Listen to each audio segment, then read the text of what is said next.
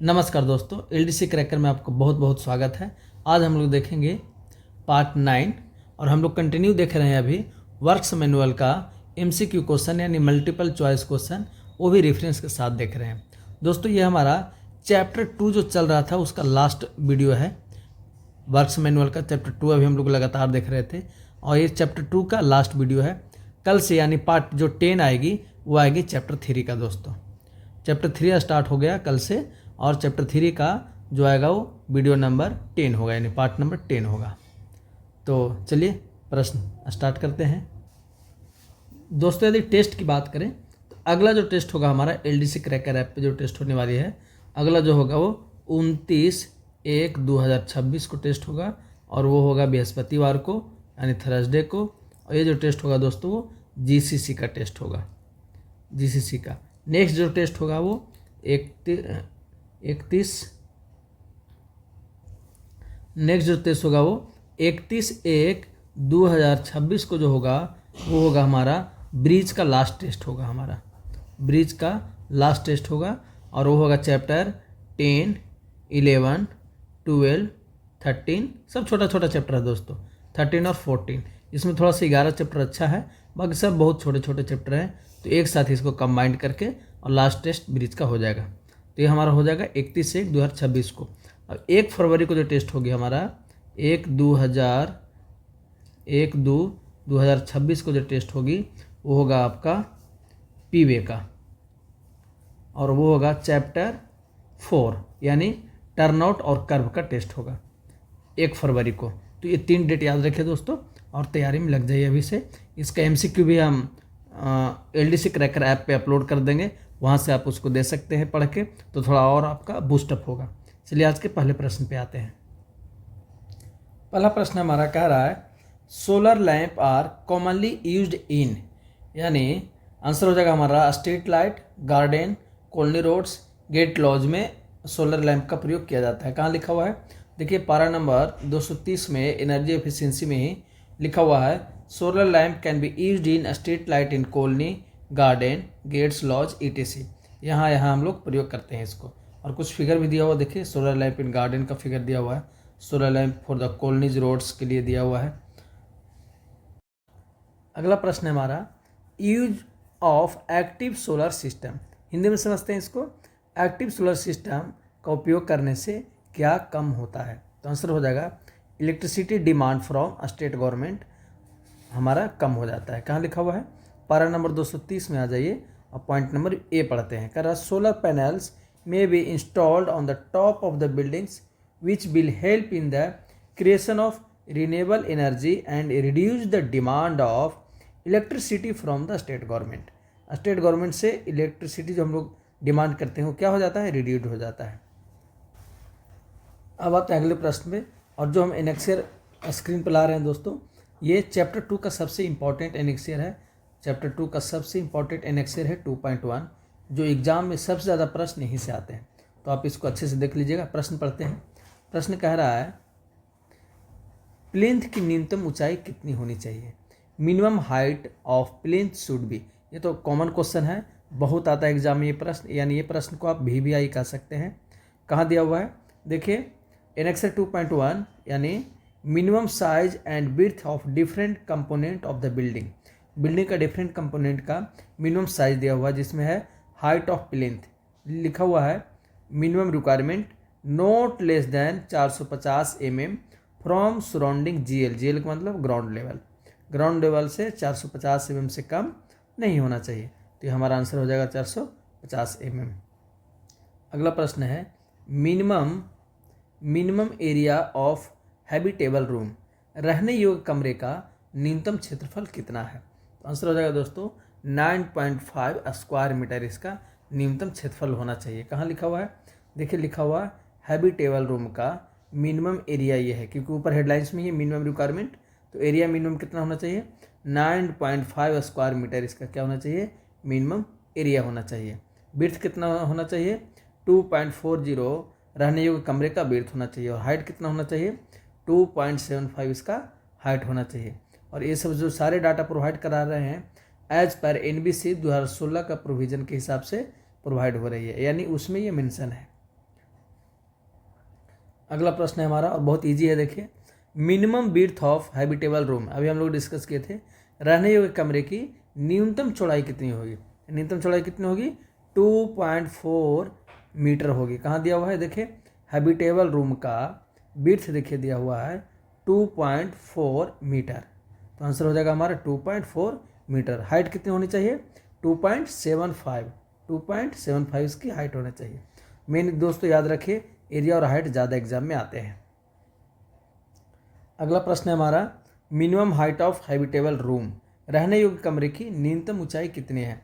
Answer हो जाएगा 2.75। अभी हम लोग देखे थे कि कहाँ दिया हुआ है, हैबिटेबल रूम का हाइट देखिए दिया हुआ है 2.75 मीटर, तो आंसर हो जाएगा 2.75। अगला प्रश्न है, minimum height of educational oblique industrial building, शैक्षणिक या औद्योगिक भवन की न्यूनतम ऊंचाई कितनी होनी चाहिए। तो आंसर हो जाएगा 3.6 मीटर होनी चाहिए उसकी न्यूनतम ऊंचाई। कहाँ दिया हुआ है, देखिए पॉइंट नंबर 2A में दिया हुआ है, एजुकेशनल एंड इंडस्ट्रियल बिल्डिंग का हाइट जो होना चाहिए ये 3.6 मीटर होना चाहिए, तो हमारा आंसर हो जाएगा 3.6 मीटर। अगला प्रश्न है हमारा, मिनिमम एरिया ऑफ किचन, रसोई का न्यूनतम क्षेत्रफल कितना होना चाहिए। तो आंसर हो जाएगा हमारा 5 मीटर स्क्वायर उसका न्यूनतम एरिया होना चाहिए। कहाँ लिखा हुआ है, देखिए मैं थोड़ा सा आपको बड़ा कर देता हूँ। ये देखिए किचन का दिया हुआ है दोस्तों, देखिए किचन का दिया हुआ है, एरिया होना चाहिए 5 मीटर स्क्वायर एरिया होना चाहिए। बिर्थ कितना होना चाहिए किचन का, 1.80 इसका बिर्थ होना चाहिए, और किचन का हाइट कितना होना चाहिए, 2.75 हाइट होना चाहिए। तो हम देख रहे हैं कि हैबिटेबल रूम का भी हाइट 2.75 है और किचन का भी हाइट 2.75 ही है। ध्यान रहे बाथरूम का हाइट सेम नहीं रहेगा, बाथरूम का देखिए हाइट चेंज हो रहा है, 2.10 है बाथरूम का हाइट, है ना। और WC का भी हाइट कितना है, 2.10। कंबाइंड बाथरूम का हाइट भी कितना है, 2.10। स्टोर का हाइट कितना है, 2.20। तो सभी का हाइट सेम नहीं है, तो हाइट पर थोड़ा सा ध्यान देंगे। अगला प्रश्न हमारा, मिनिमम विड्थ ऑफ किचन, रसोई की न्यूनतम चौड़ाई कितनी होगी। तो देखिए अभी हम लोग देखे थे न्यूनतम चौड़ाई रसोई की कितनी होगी, ये हमारा रसोई है और उसकी चौड़ाई है 1.80 चौड़ाई होनी चाहिए किचन की। अगला प्रश्न है हमारा, if kitchen is use as dining, तो मिनिमम एरिया क्या होगा। यदि रसोई को डाइनिंग के रूप में उपयोग किया जाए तो न्यूनतम क्षेत्रफल क्या होनी चाहिए। तब फिर हो जाएगा हमारा आंसर 7.5 स्क्वायर मीटर होना चाहिए, है ना। अभी हमारा कितना था, 5 ही था, किचन का जो एरिया था वो 5 था। लेकिन कह रहा है कि किचन को डाइनिंग के रूप में भी उपयोग कर रहे हैं आप साथ में, तो फिर उसका एरिया बढ़ जाएगा 7.5 स्क्वायर मीटर हो जाएगा। कहाँ दिया हुआ है, देखिए वहीं पर दिया हुआ था, ये है हमारा किचन, पॉइंट नंबर 3। और किचन का देखिए यहाँ रिमार्क में लिखा हुआ है कि if use as dining area also not less than 7.50 square metre and minimum width 2.10 metre. यहाँ विड्थ था 1.80, यहाँ विड्थ हो जाएगा 2.10। अगला प्रश्न है हमारा, minimum area of bathroom, bathroom का न्यूनतम क्षेत्रफल कितना होना चाहिए। बाथरूम का मिनिमम क्षेत्रफल जो है दोस्तों, देखिए यहाँ दिया हुआ है, पॉइंट नंबर 4 में आ जाइए, ये पॉइंट नंबर हमारा 4। बाथरूम का जो एरिया होना चाहिए वो होना चाहिए 1.80, यानी किचन का जितना चौड़ाई है उतना ही बाथरूम का एरिया होना चाहिए हमारा 1.80। बिर्थ कितना है, तो 1.20। हाइट कितना है, 2.10। यहाँ हाइट बाथरूम का कम है, किचन का हाइट है 2.75 जबकि बाथरूम का हाइट है 2.10। मिनिमम एरिया ऑफ WC का न्यूनतम क्षेत्रफल कितना होना चाहिए। देखिए दिया हुआ है WC का हमारा पॉइंट नंबर 5 में देखिए दिया हुआ है, पॉइंट नंबर 5 में नेक्स्ट ईयर हमारा 2.1, एरिया दिया हुआ है 1.10, तो हमारा आंसर हो जाएगा 1.10, यहाँ पे 1.10 हमारा आंसर हो जाएगा। नेक्स्ट प्रश्न है हमारा, कंबाइंड बाथ प्लस WC, यहाँ WC का मतलब है दोस्तों वाटर क्लोजेट, तो कंबाइंड बाथ प्लस WC का न्यूनतम क्षेत्रफल कितना होगा। Minimum area of combined bath and WC, तो आंसर हो जाएगा 2.80 स्क्वायर मीटर उसका एरिया होना चाहिए। कहाँ दिया हुआ है, देखिए आते हैं पॉइंट नंबर 6 में, देखिए पॉइंट नंबर 6 यहाँ पे है, combined bath and WC toilet एक साथ हो तो एरिया जो होगा उसका हो जाएगा 2.80 एरिया हो जाएगा, विड्थ हो जाएगा 1.20 और हाइट हो जाएगा 2.10। अगला प्रश्न है minimum area of store, store का न्यूनतम क्षेत्रफल कितना होना चाहिए? तो आंसर हो जाएगा 3 मीटर स्क्वायर उसका न्यूनतम क्षेत्रफल होना चाहिए। कहाँ दिया हुआ है?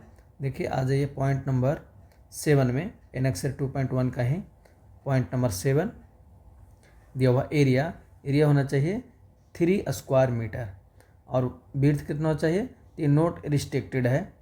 और हाइट कितना होना चाहिए? 2.20।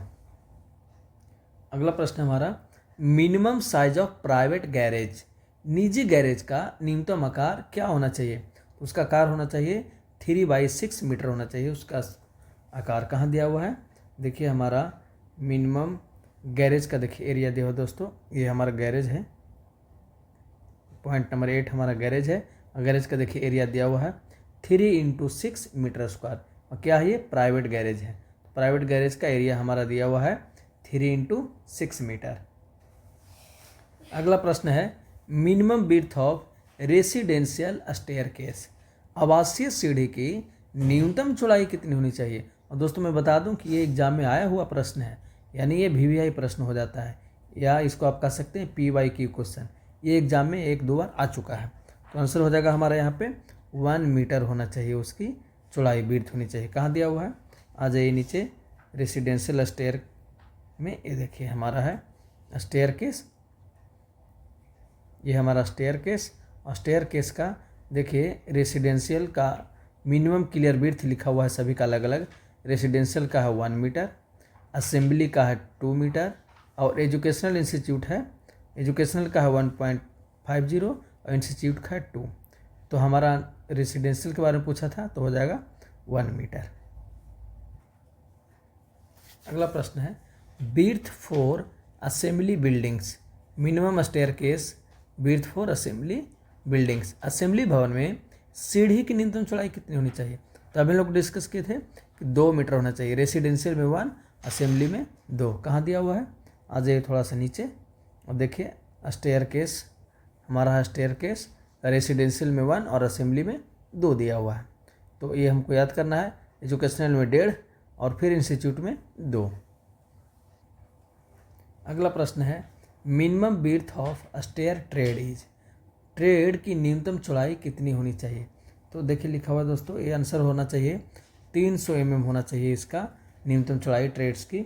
और ये दिया हुआ है देखिए यहाँ पे हमारा एनेक्सर 2.1 में दिया हुआ है, ट्रेड के दिया हुआ है देखिए यहाँ पे minimum width of tread without nosing 300 mm।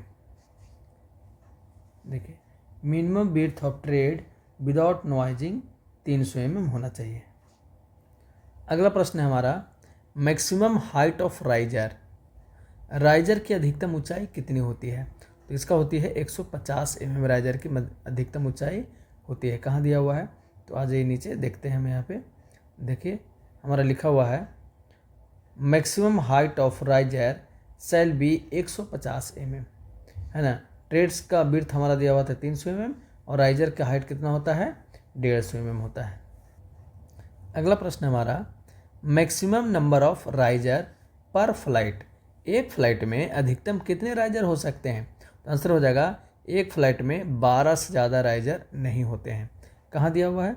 देखिए यहाँ पे हमारा स्पष्ट लिखा हुआ है, एनेक्सर 2.1 में ही आइए और देखिए यहाँ क्लियर किया हुआ है हमारा number of risers shall be limited to 12 per flight, यानी एक फ्लाइट में 12 से ज़्यादा आपको राइजर्स नहीं देना है। प्रश्न कहता है minimum head room under staircase passage, सीढ़ी के नीचे पासेज की न्यूनतम हेडरूम कितनी होती है? तो आंसर हो जाएगा 2.20 मीटर होती है। कहाँ दिया हुआ है? देखिए यहाँ लिखा हुआ है, यहाँ पढ़ते हैं, देखिए point number 4 minimum head room in a passage under landing of staircase shall be 2.20। थोड़ा सा और बड़ा कर दूँ, छोटा हो रहा होगा आपको देखने के लिए। ये देखिए minimum head room in a passage under landing of staircase shall be 2.20। अगला प्रश्न है हमारा, where is standard flushing system suitable. Standard flushing system कहाँ उपयुक्त है? आंसर हो जाएगा वेयर अंडरग्राउंड सीवरेज एग्जिस्ट। जहाँ अंडरग्राउंड सीवरेज एग्जिस्ट करता है वहीं ये ज़रूरत पड़ती है इसकी फ्लशिंग सिस्टम की। कहाँ दिया हुआ है? देखिए एनेक्सर 2.3 में हमारा दिया हुआ है। पॉइंट नंबर 1 पढ़ते हैं। Standard flushing system are meant primarily to transport human waste from the toilet to the treatment plant, usually located a few kilometers away, so as to provided a self-cleaning velocity of the sewerage. Therefore, this standard flushing system is appropriate only where underground sewerage system exists. कहाँ करेगा? Underground sewerage system जहाँ होगा वहाँ इसका उपयोग सही रहता है।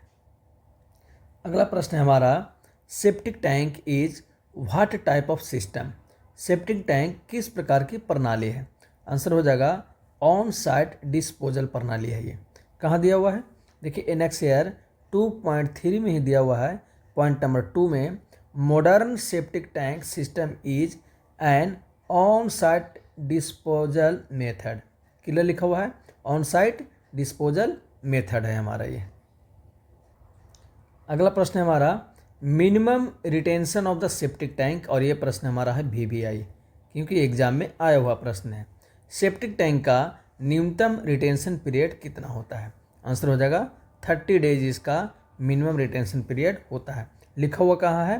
तो देखिए हमारा स्पष्ट लिखा हुआ है, थोड़ा सा ऊपर कर देता हूँ। ये एनेक्सर 2.3 में आ जाइए।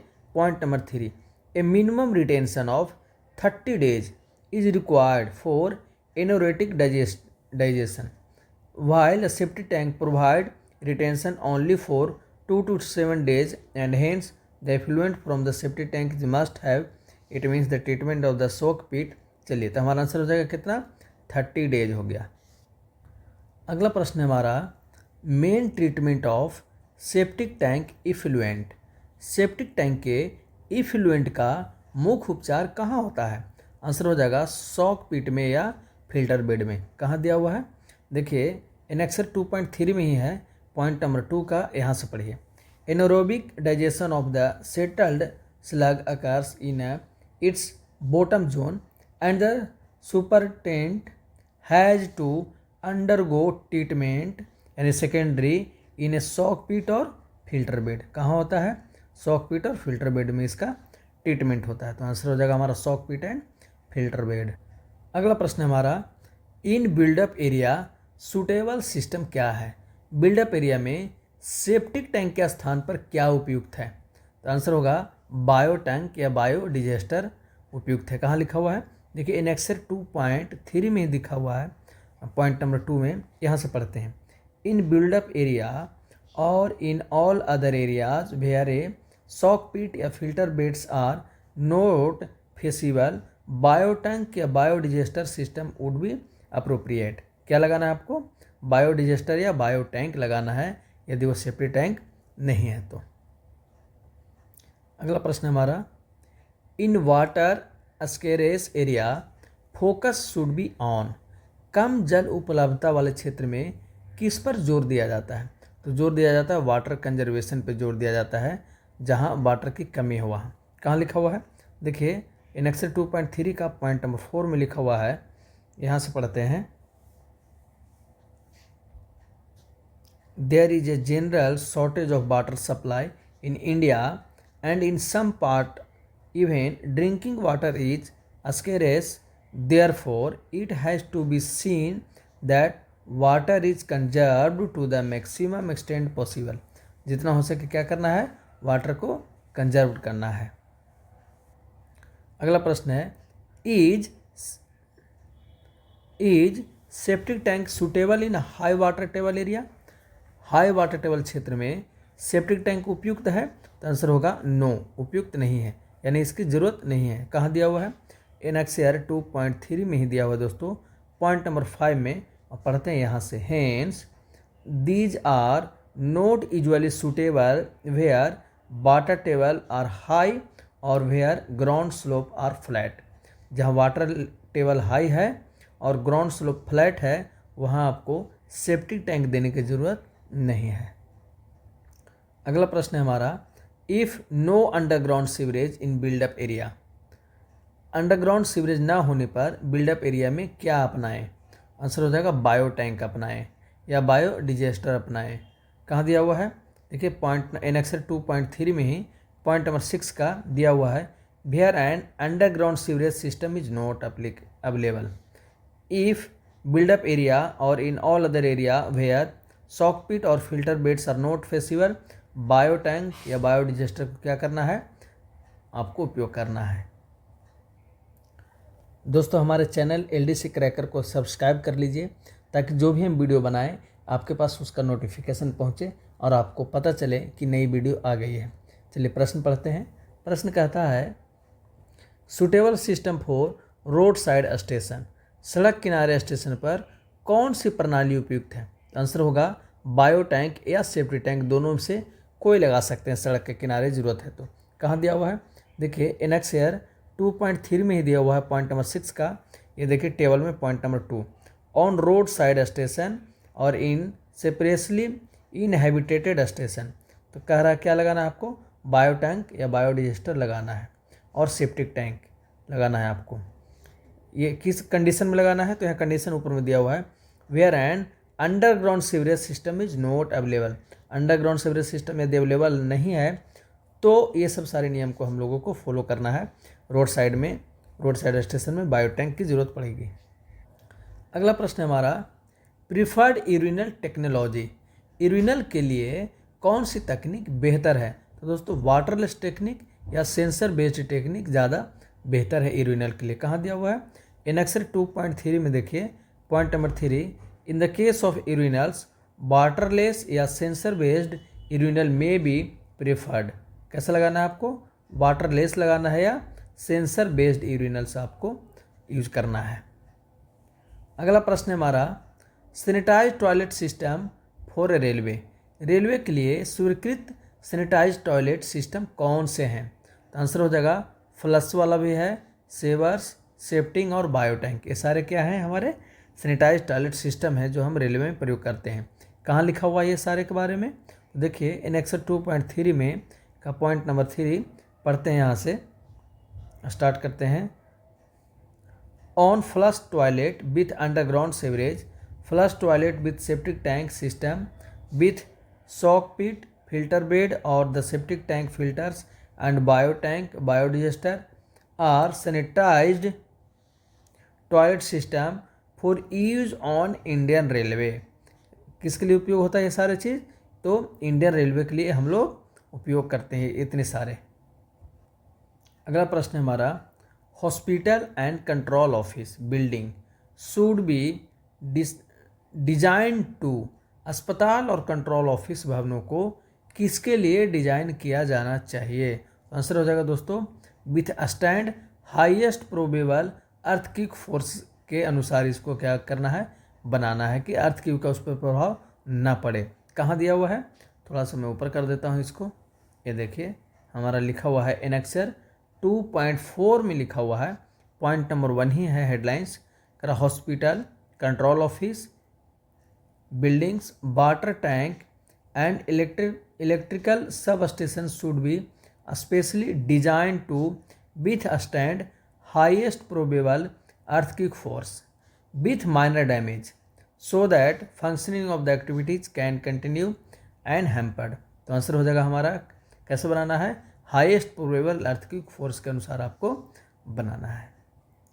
अगला प्रश्न है हमारा, what is the importance of lightness in earthquake resistance buildings.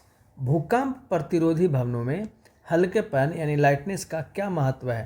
तो आंसर हो जाएगा हमारा दोस्तों for structural safety and less earthquake force. कहाँ दिया हुआ है हमारा? आ जाइए थोड़ा सा ऊपर कर देता हूँ। एनेक्सर 2.4 में पॉइंट नंबर 2 दिया हुआ है, lightness. The building shall be as light as possible consistent with structural safety and functional requirement partially the roof and upper storeys should be light, और ख़ास करके रूफ और जो अपर स्टोरेज है वो तो लाइट होने ही चाहिए, और आपका जो स्ट्रक्चरल है वो भी लाइट होना चाहिए सेफ्टी के पर्पज़ से। तो आंसर हो जाएगा हमारा पॉइंट नंबर 2। देखिए अगला प्रश्न आ ही गया उससे, which part should be light, भवन के कौन से भाग हल्के होने चाहिए। तो रूफ एंड अपर स्टोरेज क्या होना चाहिए, हल्के होना चाहिए। कहाँ दिया हुआ है, इन एक्सरसाइज 2.4 में हमारा देखिए पॉइंट नंबर 2 लिखा हुआ है, partially the roof and upper storage should be light. कैसे होने चाहिए, हल्के होने चाहिए। कौन, रूफ और अपर स्टोरेज। दोस्तों मैं आपको बता दूं कि 8 मार्च का टेंटेटिव डेट AN का दिया हुआ है। 8 मार्च का टेंटेटिव डेट दिया हुआ है AN 30% का एग्ज़ाम होने वाला है जो, और इस एग्ज़ाम से 15 डेज पहले यानी 15 दिन बिफोर हम क्या करेंगे दोस्तों, आपके लिए ला रहे हैं per day daily test practice, यानी 15 दिन पहले से डेली शाम के शाम प्रैक्टिस होगा आपका, और वो भी फुल लेंथ प्रैक्टिस होगा। फुल लेंथ प्रैक्टिस होगा। फुल लेंथ का मतलब हो गया दोस्तों all subject, all manuals, establishment, account, राजभाषा सब मिला करके 150 प्रश्न बनाए जाएंगे, और पर डे शाम के शाम उसका टेस्ट होगा, और सुबह में उसका रैंकिंग निकाली जाएगी व्हाट्सएप ग्रुप पे। तो आप हमारे ग्रुप पे जुड़ जाइए, यदि जुड़े हुए नहीं हैं तो हमारा मोबाइल नंबर है 9730808015। इस पर आप मैसेज कीजिए, मैं आपको ग्रुप में ऐड कर दूंगा। यहाँ से आपको अपडेट्स मिलता रहेगा और हमारा टेस्ट में शामिल हो जाइए। ऐसे अभी वीकली टेस्ट जो हमारा चल रहा है, मैं आपको बता दूं कि जो 29 तारीख को टेस्ट होने वाला है, 29 जनवरी 1, 2026 को GCC का टेस्ट होगा। 31/1/2026 को ब्रिज का टेस्ट होगा, और 1/2/2026 को पीवे का होगा, वो भी चैप्टर 4। इसमें होगा चैप्टर 10, 11, 12, 13, 14, क्योंकि सब छोटे छोटे चैप्टर हैं। 11 थोड़ा सा महत्वपूर्ण है, तो इसलिए सबको एक साथ इंक्लूड कर दिए हैं। और GC में हमारा होगा पार्ट 1।